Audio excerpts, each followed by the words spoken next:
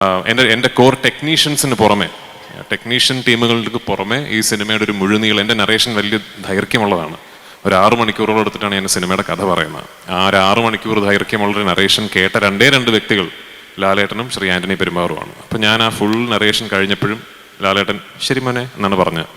ലാലേട്ടൻ, ഇത് നമ്മളൊക്കെ ഇവിടെ നിന്ന് എന്ത് സംസാരിച്ചാലും ഇത് സംഭവിക്കാനുള്ള കാരണം ലാലേട്ടൻ്റെ ഭാഗത്തു നിന്നുള്ള ശരി മോനെ ആണ്. അപ്പോൾ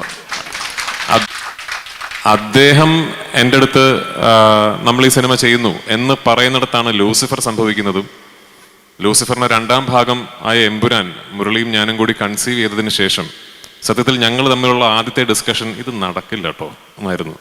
കാരണം എനിക്ക് അപ്പോഴേ മനസ്സിലായി, ഞാനത് ഒരുപാട് വലിയ രീതിയിൽ സ്വപ്നം കണ്ടുപോയി എന്ന് എനിക്ക് അപ്പോഴേ മനസ്സിലായി. അങ്ങനെ ഞാൻ ആക്ച്വലി വിളിച്ച് വലിയ ബിൽഡപ്പ് ആയിരുന്നു ലാലേട്ടനോടും ശ്രീ ആന്റണി പെരുമ്പാവൂരിനോടും. ഞാനൊരു സ്ക്രിപ്റ്റ് പറയാൻ വരുന്നുണ്ട്, അതൊന്ന് പ്രിപ്പയർഡ് ആകണം, അത് നിങ്ങളൊന്ന് ഇരുന്ന് കേൾക്കണം എന്നൊക്കെ പറഞ്ഞ് ഞാൻ ദുബായിൽ ശ്രീ ആന്റണി പെരുമ്പാവൂരിൻ്റെ ഓഫീസിൽ പോയി. അവിടെ വെച്ചിട്ടാണ് ലാലേട്ടനോട് സ്ക്രിപ്റ്റ് പറഞ്ഞ് കേൾപ്പിക്കുന്നത്. എൻ്റെ മനസ്സിൽ ഒരു 50% വിശ്വാസമേ ഉണ്ടായിരുന്നുള്ളൂ ഇത് ചിലപ്പോൾ ഇത് നടക്കുമെന്ന്. പക്ഷേ ഞാൻ ആ സ്ക്രിപ്റ്റ് മുഴുവൻ ഈ സിനിമയുടെ ഒരു എൻ്റെ കോർ ടെക്നീഷ്യൻസിന് പുറമെ, ടെക്നീഷ്യൻ ടീമുകൾക്ക് പുറമെ ഈ സിനിമയുടെ ഒരു മുഴുനീളം, എൻ്റെ നറേഷൻ വലിയ ദൈർഘ്യമുള്ളതാണ്. ഒരു 6 മണിക്കൂറോളം എടുത്തിട്ടാണ് ഞാൻ സിനിമയുടെ കഥ പറയുന്നത്. ആ ഒരു 6 മണിക്കൂർ ദൈർഘ്യമുള്ളൊരു നറേഷൻ കേട്ട രണ്ട് വ്യക്തികൾ ലാലേട്ടനും ശ്രീ ആന്റണി പെരുമ്പാവൂരുമാണ്. അപ്പം ഞാൻ ആ ഫുൾ നറേഷൻ കഴിഞ്ഞപ്പോഴും ലാലേട്ടൻ ശരി മോനെ എന്നാണ് പറഞ്ഞത്.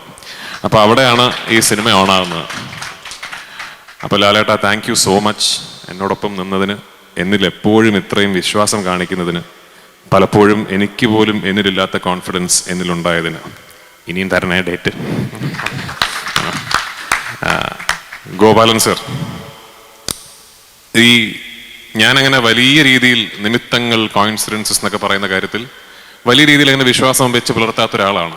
പക്ഷെ ലൈഫിൽ എന്തെങ്കിലും നിമിത്തവും കോയിൻസിഡൻസും ഇവൻച്വാലിറ്റി ആണ് എന്ന് തിരിച്ചറിഞ്ഞ ഒരു നിമിഷം ഉണ്ടായിരുന്നുവെങ്കിൽ അത് 10-12 ദിവസങ്ങൾക്ക് മുമ്പ് ഒരു ദിവസം പാതിരാത്രിയാണ്.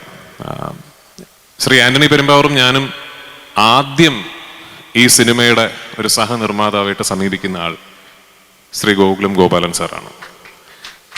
2-3 വർഷങ്ങൾക്ക് മുമ്പ്. അന്ന് പല കാരണങ്ങൾ കൊണ്ടും അത് നടന്നില്ല.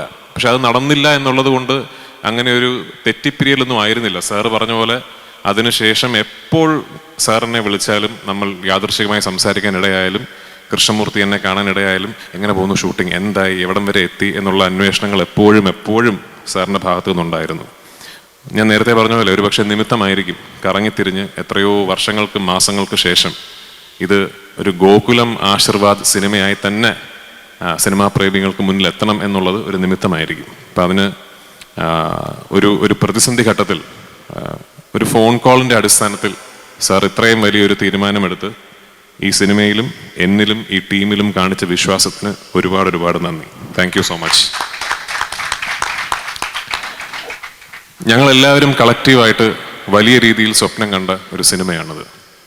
ഇത് ഒരു ഇൻഡസ്ട്രിയുടെ പ്രതിനിധി, മഞ്ജു പറഞ്ഞ പോലെ ഒരു ഇൻഡസ്ട്രിയുടെ പ്രതിനിധി എന്ന നിലയ്ക്ക് എനിക്ക് തോന്നുന്നു ഒരു ഇൻഡസ്ട്രി ഒട്ടാകെ തന്നെ ഒരുപാട് സ്വപ്നങ്ങൾ ഒളിപ്പിച്ച് വെച്ചിരിക്കുന്ന ഒരു പ്രോജക്റ്റാണിത്. നാളെ 27-ാം തീയതി ആ പ്രതീക്ഷകൾക്കൊത്ത് ഞങ്ങൾക്ക് ഉയരാൻ സാധിച്ചാൽ ഒരുപാട് പുതിയ വാതിലുകൾ, ഒരുപാട് പുതിയ വഴികൾ മലയാള സിനിമയ്ക്ക് മുമ്പ് തുറക്കപ്പെടാൻ സാധ്യതയുള്ള ഒരു സംഭവമായേക്കാം ഈ സിനിമയുടെ ഒരു വിജയം എന്ന് പറയുന്നത്.